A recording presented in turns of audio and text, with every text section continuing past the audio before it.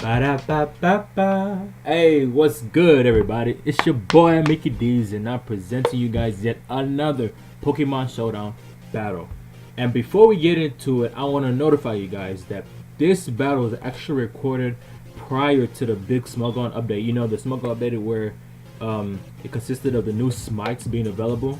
And so I just wanted to notify you guys, so whenever you watch the video, you won't be like, what the heck is he uploading?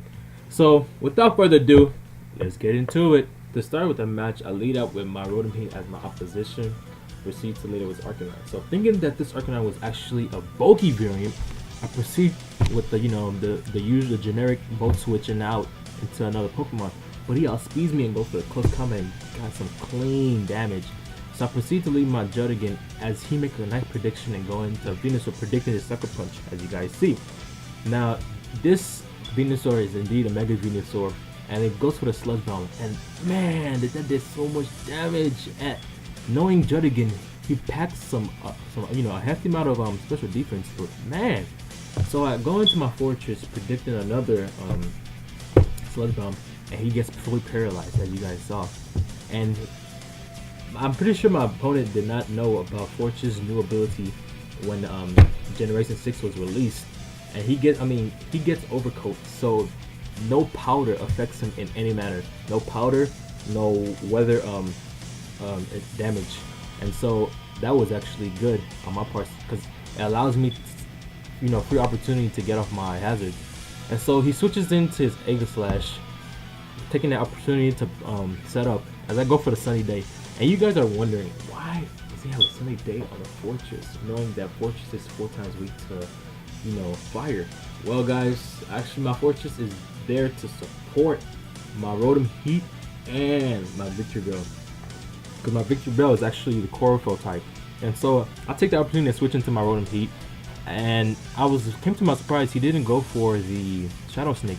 And so I was able to take him down with a mad crazy overheat. And if he had switched out, something was about to take some heavy damage. So anyway, I switch into my Forretress to sponge any move coming from this Flygon.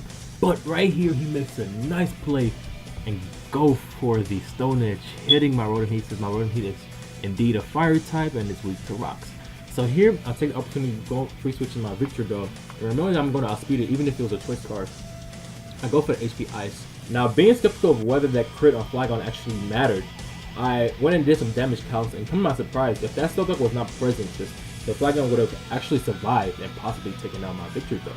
So my opponent makes a bold move and brings in a Rotom Wash on a Victreebel, and I go for the Giga Drain as he go for the HP Ice, which is pretty uncommon on Rotom Washes. And so as the sun goes down, I opt to my Tentacle to sponge any hit coming from the Rotom Wash, and here that same opportunity he brings out his Venusaur. And here you guys see that Venusaur gets paralyzed twice in a row, which is pretty unfortunate for my opponent.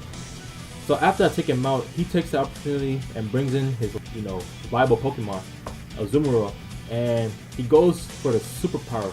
And I take, knowing that my Forretress is indeed a physical type, I'll switch into him and sponge up that superpower. And so here he goes for the belly jump. I'm like, oh man, this dude can actually pull out a late game sweep.